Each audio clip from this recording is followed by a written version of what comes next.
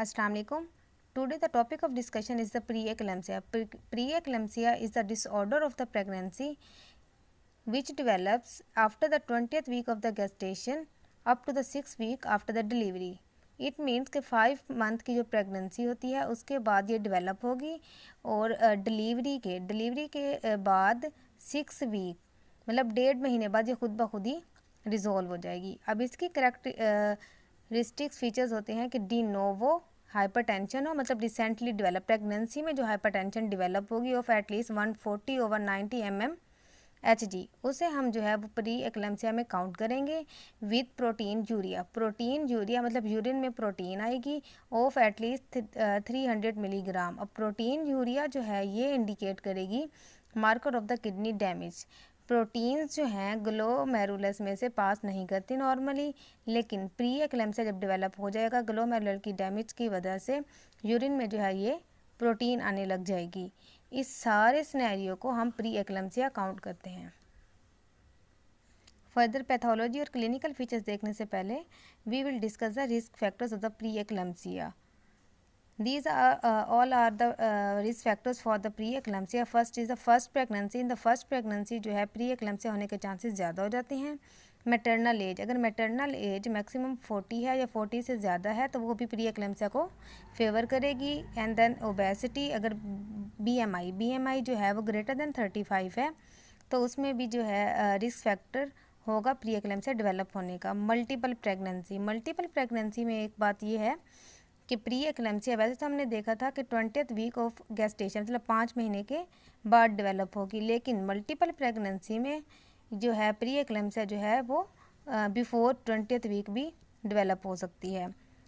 And diabetes, renal disease and the previous history of the pre eclampsia जिस lady में होगी तो वो प्रेग्नेंट लेडी जो है वो प्री एक्लेम्सिया की तरफ जाने के चांसेस उसके ज़्यादा होंगे। Now we will discuss the pathophysiology of the pre eclampsia.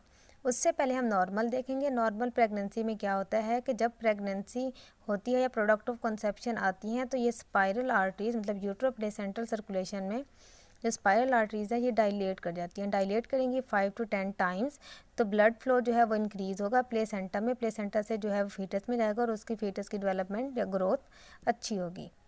अब प्री एक्लेम्सिया में क्या होता है कि ये जो यूट्रोप्लेसेंटल सर्कुलेशन में ये स्पाइरल आर्टरीज़ हैं ये डायलेट नहीं होती 5 to 10% जैसे कि नॉर्मल डायलेट हुई हैं। यहाँ पे होता क्या है कि फर्दर फाइब्रोसिस हो जाती है। फाइब्रोसिस होने की वजह से जो है ये ब्लड वेसल्स नैरो हो जाएंगी और नैरो होने की वजह से क्या होगा कि ब्लड फ्लो जो है वो डिक्रीज़ हो जाएगा, मतलब यूट्रोप्लेसेंटल ब्लड फ्लो जो है वो डिक्रीज़ होगा। तो जब ब्लड फ्लो डिक्रीज़ होगा प्लेसेंटा में कम ब्लड जाएगा और फिटस में कम जाएगा तो उसकी ग्रोथ कम होगी, तो उसकी वजह से होगा इंट्रा यूट्राइन ग्रोथ रिस्ट्रिक्शन, मतलब बच्चा जो है ना फीटस जो है वो साइज़ वो ग्रोथ उसकी अच्छी नहीं होगी तो उसका साइज़ जो है वो रिड्यूस्ड होगा। और मोस्ट रेयर केसेस में क्या हो जाएगा कि इंट्रा यूट्राइन डेथ भी हो सकती है। सेकंड ये होता है कि ब्लड फ्लो कम होने की वजह से और ये कंस्ट्रिक्शन होने की वजह से वहाँ से प्रो इन्फ्लेमेटरी प्रोटीन्स आती हैं। प्रो इन्फ्लेमेटरी प्रोटीन्स जो होती हैं वो अब क्या करेंगी मैटरनल ब्लड में जाएंगी। अब मैटरनल ब्लड में जो है ये प्रो इन्फ्लेमेटरी प्रोटीन्स आके एंडोथीलियल लाइनिंग जो है वेजल्स की उसको डैमेज करेगी। अब जब एंडोथीलियल लाइनिंग जो है वो डैमेज होंगी या डिसफंक्शनल होंगी तो फिर क्या हो जाएगा वेजो कंस्ट्रिक्शन होगी। ये एक नेचुरल मैकेनिज़्म है कि जब एंडोथीलियल लाइनिंग जो है वो डिसफंक्शनल होगी या वहाँ पे डैमेज होगा तो वेजो कंस्ट्रिक्शन होती है। वेजो कंस्ट्रिक्शन जब होगी तो फिर जो है वेजल्स में जो है वो प्रेशर जो है वो बढ़ेगा तो इसकी वजह से हाइपर टेंशन हो जाएगी। सेकेंडली क्या होता है कि एंडोथेलियल डैमेज की वजह से जो है ये किडनी में जो है वो ब्लड फ्लो कम जाएगा तो वो फर्दर वो क्या करेगी फर्दर वो ये करेगी कि किडनी जो है वो सॉल्ट को रिटेन करना स्टार्ट कर देती है। अब ये नेचुरल रूल है कि जहाँ पे सॉल्ट जाएगा वहीं पे ही वाटर फ्लो करेगा, तो इसकी वजह से जो है वाटर और सॉल्ट की रिटेंशन हो जाएगी बॉडी में। तो ये दो थिंग्स जो हैं ये प्रमोट करेंगी हाइपर टेंशन को, जो कि मेन फीचर होता है किसका प्री एक्लेम्सिया का। अब अगर हाइपर टेंशन जो है वो सवेयर हो गई है ग्रेटर देन 160 और 110 होगी, अगर सवेयर हाइपर टेंशन है तो उसकी वजह से क्या होगा कि ब्रेन में जो वेजल्स पड़ी हैं वो रप्चर हो सकती हैं तो उसकी वजह से हो जाएगा हेमरेजिक स्ट्रोक हो जाएगा और प्लेसेंटा में क्या होगा कि प्लेसेंटल एब्रप्शन हो जाएगी। प्लेसेंटल एब्रप्शन मीन कि प्री मैच्योर सेपरेशन हो जाएगी प्लेसेंटा की फ्रॉम द यूट्रस वॉल। जैसे ही प्लेसेंटा जो है यूट्रस वॉल से सेपरेट होगी तो प्रेगनेंसी लॉस होने के चांसेस होते हैं। सेकेंडली क्या होगा कि एंडोथेलियल डैमेज की वजह से प्रो इन्फ्लेमेटरी प्रोटीन्स की वजह से जो कि मैटरनल ब्लड में आई हैं लोकल वेजो कंस्ट्रिक्शन होगी। अब लोकली वेजो कंस्ट्रिक्शन हुई है किडनी में। किडनी में जब वेजो कंस्ट्रिक्शन होगी तो उसकी परफ्यूजन कम होगी और यूरिन की प्रोडक्शन कम होगी, तो वो लीड करेगी ओलिगोयूरिया की तरफ। और सेकेंडली जो है वेजो कंस्ट्रिक्शन की वजह से ग्लोमेरुलर डैमेज हो जाएगा इन प्रो इन्फ्लेमेटरी प्रोटीन से। जब ग्लोमेरुलस जो है वो डैमेज हो जाएगा तो वो परमिएबल हो जाएगी प्रोटीन्स को। प्रोटीन ग्लोमेरुलस से पास करके यूरिन में आने लग जाएंगी तो वो प्रोटीन यूरिया की तरफ चला जाएगा। सेकेंडली जो होती है जब रेटिना में लोकल वेजो कंस्ट्रिक्शन होगी तो फिर ब्लड वीन हो जाएगी। एंड थर्डली जो है जो लीवर में ये जाके इफेक्ट करेगा। लीवर में क्या होगा कि लीवर जो है स्वेलन और डायलेट कर जाएगा। जब लीवर स्वेल करेगा तो उसकी वजह से क्या हो जाएगा, लीवर डैमेज स्टार्ट हो जाएगा। लीवर सेल्स जो हैं वो डैमेज होंगे तो elevation of the liver enzymes होंगे, क्योंकि सेल्स में जो होती हैं लीवर सेल्स जो होते हैं उसमें एंजाइम पड़े होते हैं, तो वो एंजाइम को रिलीज़ करवा देगा ब्लड में, तो उसकी वजह से जो है लीवर एंजाइम एलिवेट कर देंगे। एंड सेकेंडली क्या हो जाएगा कि जब ये लीवर स्वेल करेगा तो इसके अराउंड जो है कैप्सूल जिसने इनक्लोज किया हुआ है लीवर को, तो वो स्ट्रेच होगा। स्ट्रेच अब कैप्सूल जो होता है वो पेन सेंसिटिव है, तो उसकी वजह से क्या है राइट अपर क्वाड्रेंट पेन और द एपिगैस्ट्रिक पेन हो जाएगा। और ये कार्डिनल फीचर्स होता है प्री एक्लेम्सिया का, और वरिंग साइन होता है जो ये बताता है कि लीवर इन्वॉल्व हो गया है। अब हम पैथोफिजियोलॉजी में नेक्स्ट क्या होता है वो देखेंगे। अब एंडोथेलियल जब डैमेज होगी तो प्लेटलेट आके यहाँ पे सबसाइड करेंगे और माइक्रोथ्रोम्बाई बनेंगे। जैसे ही माइक्रोथ्रोम्बाई बनेंगे तो ब्लड का फ्लो जो कि पहले लेमिनार ब्लड फ्लो था वो टर्बुलेंट हो जाएगा, और आरबीसी स्ट्रेट फॉरवर्ड जाने की बजाय जो है आके माइक्रोथ्रोम्बाई से लगेंगे, तो उसकी वजह से ये आरबीसी जो है बस्ट कर जाएंगे, तो वो हीमोलिसिस की तरफ जाएगा। लीवर की इन्वॉल्वमेंट और ये हीमोलिसिस ये जो है ये कंबाइन करके हेल्प सिंड्रोम करवाते हैं। हेल्प सिंड्रोम जो है वो है help stand for the haemolysis elevation of the liver enzyme and with low platelet count. Next क्या होता है कि जब एंडोथेलियल डैमेज होगा तो परमेबिलिटी जो है वेजल्स की वो इंक्रीज़ कर जाएगी, and already he protein loss हो रहे हैं यूरिन में, तो प्रोटीन लो है तो ऑनकोटिक प्रेशर जो है वो कम है, तो उसकी वजह से जो है वाटर जो है वो मूव करेगा वेजल टू आउटसाइड टिश्यूज़ में जाएगा। जब टिश्यूज़ में आ जाएगा वाटर तो उसकी वजह से जनरलाइज्ड एडीमा हो जाएगा, generalised oedema in the legs. अब लेग्स पे जो है लेग्स एंड फीट पे जो डिपेंडेंट एडीमा होता है वो नॉर्मल हेल्दी वुमन में भी होता है। अब हम इसे कैसे डिफ्रेंशिएट करेंगे कि ये generalised oedema due to the pre eclampsia है और द नॉर्मल फिनोमिना है। होगा ये कि रैपिडली डेवलप्ड जो एडीमा होता है फेस और हैंड्स का वो कंफर्म करेगा कि ये जो एडीमा है वो प्री एक्लेम्सिया की वजह से है। और अगर पल्मोनरी एडीमा हो जाता है तो उसकी वजह से क्या हो जाएगी, साइन एंड सिम्टम्स में कफ होगी एंड शॉर्टनेस ऑफ ब्रेथ आएगी।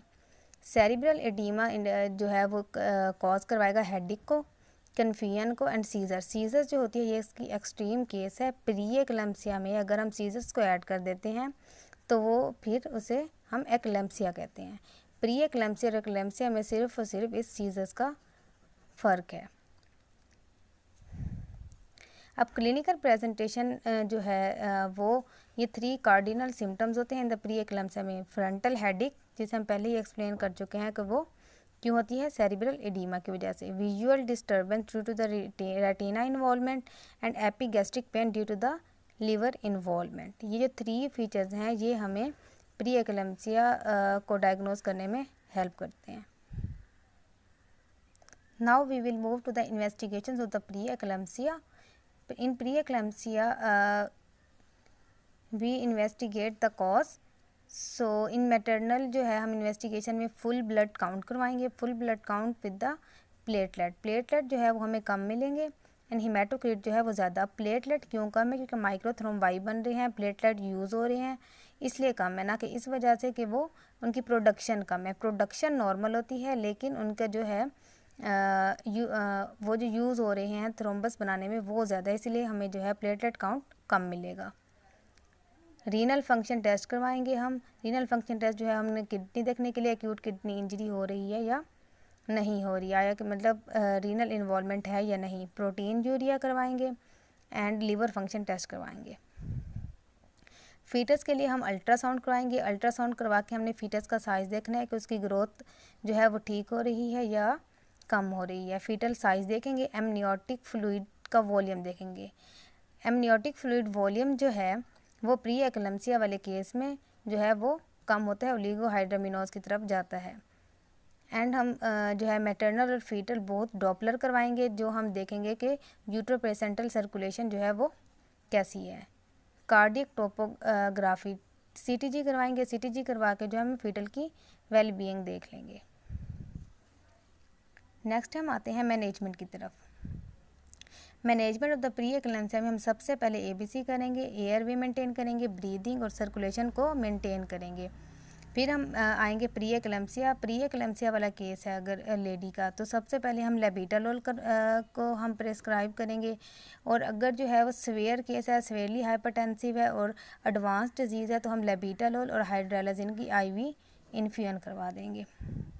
अगर लेडी प्रेजेंट कर रही है pre eclampsia plus seizure mean eclampsia के साथ, तो सबसे पहले हम क्या करेंगे, उसके सीजर्स को कंट्रोल करेंगे। मैग्नीशियम सल्फेट जो कि ड्रग ऑफ चॉइस होती है इन द एक्लेम्सिया डिसऑर्डर में, तो मैग्नीशियम सल्फेट दे के फिर हम उसके एंटी हाइपरटेंसिव थेरेपी करेंगे। और दोनों जो है इनकी जो मेन कॉज है प्लेसेंटा, उसे हमने रिमूव करना है। तो इसलिए हमने इन दोनों केसेस में जब हम केस को मैनेज कर लेंगे तो फिर हम डिलीवरी करवा देंगे फीटस प्लस प्लेसेंटा की।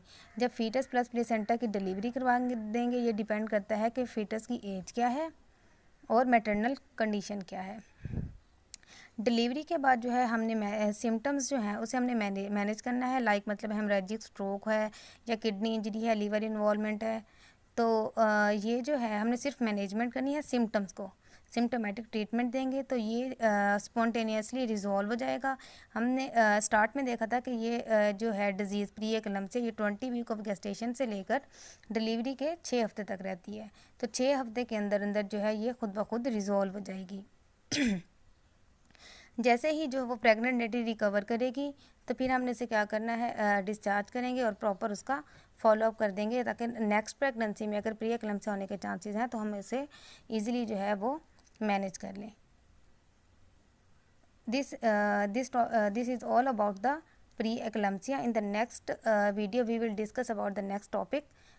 ओके, लाइक एंड शेयर लाजमी करें। Thank you. अल्लाह हाफिज़।